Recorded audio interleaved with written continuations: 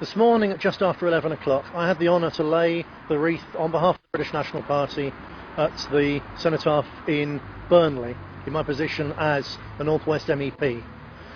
We're filming now in Padiham, which is the neighbouring town. The wreath here was laid on behalf of our local councillors by Len Starr and as a county councillor by Sharon Wilkinson, the first time that's ever been done. Up and down the country, British National Party members have been laying wreaths in official and unofficial capacities in memory of our war dead.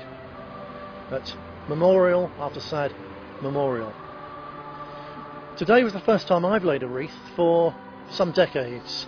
I, as a young teenager, 2 years on the trot, laid a wreath with my grandfather, who was a veteran of 4 years at the Hell in Flanders in the First World War, and our local village war memorial. He was by then too unsteady on his legs to bend down without possibly falling over. So as a young lad I laid the wreath with him on behalf of all his comrades in that terrible war. That little village war memorial had at most a dozen names, a huge number given the size of the village, but at most a dozen names on it. Here in Padiham, you can see behind me, if you went all the way around the pillar, easily in excess of 100. They're picked out in gold because fairly recently, when we took all 3 seats here, our councillors, one of the first things they did was to have this war memorial properly cleaned up, because all the gold previously had peeled off. So here our people have honoured our dead twice over. As I say, up and down the country our people are doing the same in memory of the dead of the First and the Second World Wars, of the conflicts after that, the forgotten conflicts, Korea and Malaya, Aden, Kenyan emergency, many others. Of course the Falklands, that truly noble and just war to keep a part of our land populated by our people under our government.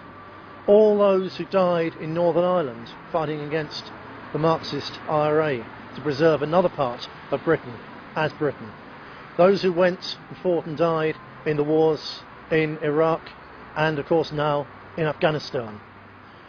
This party is against those wars. They are nothing to do with Britain or the British people. But still, we honour the sacrifice of those men and women who fought and died on account of the lies told by the government, but in their minds for freedom and decency and justice. Now, the time around the 11th of November is not a time for politicking, but as soon as it's over, this party will redouble its efforts to oppose the war in Afghanistan and the proposed war proposed by many of our masters who should but do not know better against Iran. We are 110% behind our troops in places like Afghanistan with their heroism, their self-sacrifice and their bravery. But we are utterly opposed to those wars because they have nothing whatsoever to do with Britain or British interests or British freedom. So as soon as the Remembrance Day season is over, I urge all our people to redouble your efforts to campaign against the war in Afghanistan, to bring our boys and girls home, back to our shores, safe and sound.